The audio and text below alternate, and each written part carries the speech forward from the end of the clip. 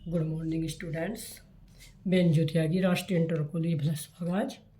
आज आपको अध्याय 11 त्रिविमीय ज्यामिति डायमेंशनल ज्योमेट्री के विषय में बताऊंगी। प्यारे बच्चों, इससे बोर्ड में कई प्रश्न पूछे जाएंगे और लॉन्ग क्वेश्चन 4-4 नंबर के भी 2-3 क्वेश्चन आते हैं। इसके फॉर्मूले एक बार पहले आप देख लीजिए। यदि कोई रेखा निर्देशांकों से अल्फा बीटा गामा कोण बनाती है तो उनकी दिक्कोजाएं एल एम एन निम्न होंगी। क्या होंगी? L equal to cos alpha, M equal to cos beta, N equal to cos gamma.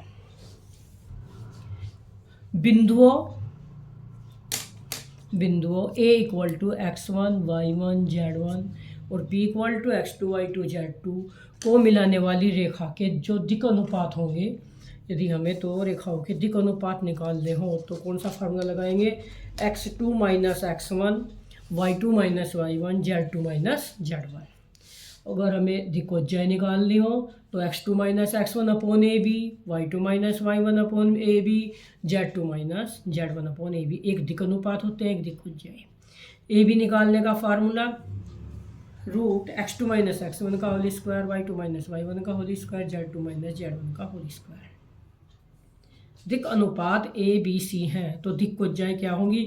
L equal to plus minus A upon root A square plus B square plus C square, M equal to plus minus B upon root A square plus B square plus C square, N equal to plus minus C upon root A square plus B square plus C square. दो रेखाओं की दिक्कोजाएं L M N तथा L2 M2 N2 है तो उनके बीच का कोण, ये यहाँ से स्टार्ट हो गए मेन फॉर्मूले और ये आएंगे। Cos theta equal to L1 L2 plus M1 M2 plus N1 N2 का मॉडुलस निकालेंगे। ठीक, खड़ी दो लाइन है, ये मोड। ठीक है बच्चों, ये कोस थीटा निकालने का फॉर्मूला है। दो रेखाओं के दिक् अनुपात A1 B1 C1 तथा A2 B2 C2 है तो उनके बीच का कोण थीटा कौन से सूत्र से निकलेगा? ध्यान रखना, अगर दिक् अनुपात दिए हुए हैं, पहले फॉर्मूले में दिक्कोजाएं दी हुई थी यानी L1 M1 N1 थे, इसमें दिक् अनुपात A B C दिए हुए हैं, तब का फॉर्मूला होता है cos theta equal to A1 A2 plus B1 B2 plus C1 C2 upon root A1 का स्क्वायर प्लस B1 का स्क्वायर प्लस C1 का स्क्वायर इंटू A2 का स्क्वायर प्लस B2 का स्क्वायर प्लस C2 का square का mode. इसी question पर पूछते हैं कि दो रेखाएं यदि लंब होंगी, यदि वे लंब होती हैं तो आपको A1 A2 plus B1 B2 plus C1 C2 equal to 0 सिद्ध करना है। ये सब क्वेश्चनों में रेखाएं होती हैं। अगर समांतर कहता है कि रेखाएं समांतर है तब A1 upon A2 equal to B1 upon B2 equal to C1 upon C2। अब बात करते हैं बिंदु ए से जाने वाली तथा सदिश बी के समांतर रेखा का समीकरण। इससे हमेशा 1 नंबर का क्वेश्चन देते हैं। रेखा का समीकरण होता है R equal to A plus lambda B, जहाँ हमें ए की वैल्यू देंगे और बी की देंगे, बस हमको पुट करना है। बिंदु x1 y1 z1 से जाने वाली उस रेखा का समीकरण जिससे दिक् अनुपात ए बी सी हो, याद रखना x minus x1 upon A equal to y minus y1 upon B equal to z minus z1 upon C. बिंदु x1 y1 z1 से जाने वाली उस रेखा का समीकरण जिसकी दिक्कोजाएं एल एम एन है, x minus x1 upon L equal to y minus y1 upon M equal to z minus z1 upon L. ठीक है, यदि दो रेखाओं R1 equal to A1 plus lambda B1 तथा R2 equal to A2 plus lambda B2 ये सदिश रूप में है के बीच अगर हमें के बीच का कोण यदि न्यून कोण है तो आपको कोस थीटा की जब वैल्यू निकाल लोगे तो कैसे निकाल लोगे? Cos theta equal to B1 dot B2 upon B1 का मोड B2 का मोड और फिर पूरे का मोड करते हैं।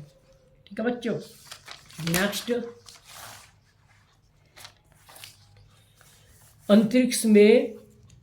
अंतरिक्ष में ऐसी दो रेखाएं जो ना तो समांतर हो न ही प्रतिच्छेदी, तब वे विषमतलीय रेखाएं होती हैं।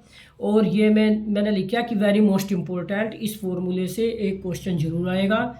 रेखाओं और ये सदिश रूप की समीकरण दी हुई होंगी यदि, तो रेखाओं R equal to A1 plus MB1, M मैंने मान लिया, चाहे लैम्डा और म्यू भी मानते हैं, और R2 equal to A2 plus NB2। अगर दो सदिश समीकरण देते हैं और उनकी न्यूनतम दूरी पूछते हैं, तब ये फॉर्मूला है D equal to A2 minus A1 dot B1 minus B2 upon B1 cross multiplication B2 का मोड, और पूरे का मोड कर देते हैं। यही न्यूनतम दूरी का अगर सदिश पर आया तो ये फॉर्मूला, और अगर कार्तीय रूप में आए तो ये कार्तीय रूप की समीकरण ऐसी होंगी, रेखाओं x minus x1 upon A1 equal to y minus y1 upon B1, z minus z1 upon C1, x minus x2 upon A2 equal to y minus y2 upon B2 equal to z minus z2 upon C2 के बीच की न्यूनतम दूरी। सूत्र जरा बड़ा है लेकिन easy है। x2 minus x1, y2 minus y1, z2 minus z1, A1 B1 C1 A2 B2 C2 determinant से पहले हम निकाल लेते हैं। उसके बाद root B1 C2 minus B2 C1 का whole square plus C1 A2 minus C2 A1 का whole square plus A1 B2 minus A2 B1 का होल स्क्वायर, पूरे का मोड। इसे याद करने का वही तरीका है 12-21 12-21 12-21। कैसे? जब हम पहला स्टेप लोगे तो A नहीं लेना, दूसरे में आपको B नहीं लेना और तीसरे में C नहीं लेना, पूरे का निकाल। इससे 100% आता ही है। दो समांतर रेखाएं R equal to A1 plus MB, समांतर ये जब है जब B की वैल्यू दोनों में समान है। R equal to A2 plus NB, इनकी न्यूनतम दूरी निकालने का सूत्र ये है, B क्रॉस मल्टीप्लिकेशन करेंगे A2 minus A1 upon B का मोड, पूरे का मोड। ठीक है बच्चों, अब आप क्वेश्चन देखिए। ये क्वेश्चन शुरू करते हैं हम अति लघुत्तरीय बहुविकल्पीय एक एक नंबर के क्वेश्चनों से।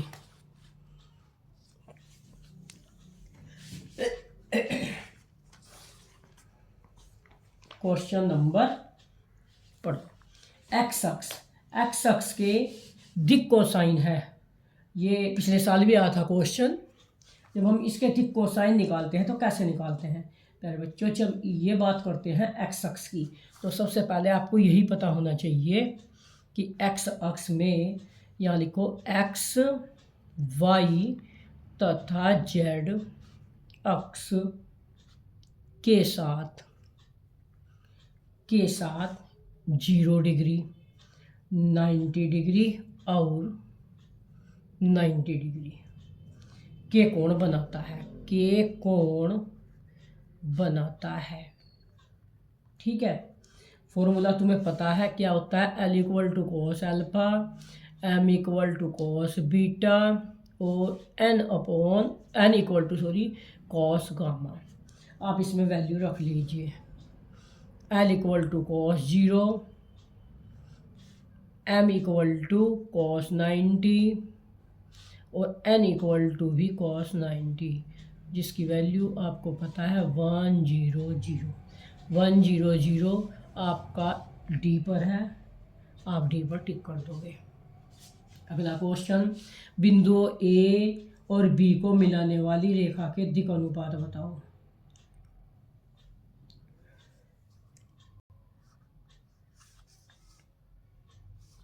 दिक् अनुपात का फॉर्मूला होता है x2 minus x1 y2 minus y1 z2 minus z1।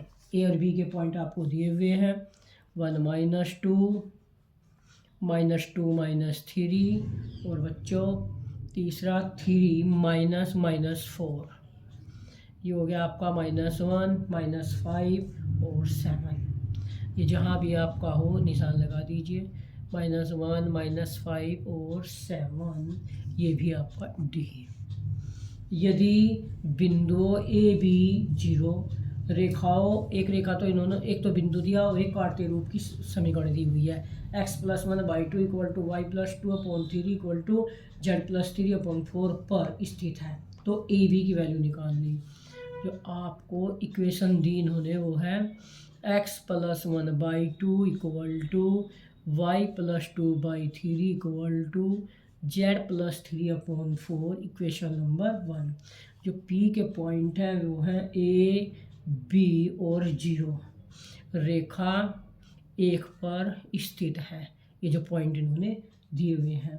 अब आप इस रेखा को संतुष्ट करने के लिए, यह समीकरण नंबर 1 है, इसमें ये पॉइंट रख दो एक्स वाई जेड के स्थान पर। ये बन जाएगा a + 1/2 b + 2/3 और 0 + 3/4। आप पहले ले लो a + 1/2 = 3/4, तो यहाँ और तथा यही लेना b + 2/3 = 3/4। a = जब आप सोल्व करते हो इस 2 से 4 को कैंसिल करोगे 3/2 -1 हो जाएगा और 2 × 2 1/2। ये आपकी a की वैल्यू आई तथा b की वैल्यू में आपको करना क्या है, 3 की मल्टीप्लाई उधर कर दी 9/4 -2, 4 2 जा 8, 9 से 8 को माइनस करोगे 1/4। इसका मतलब है कि a और b के जो कोऑर्डिनेट आए वो 1/2 1/4 है। ठीक है बच्चों।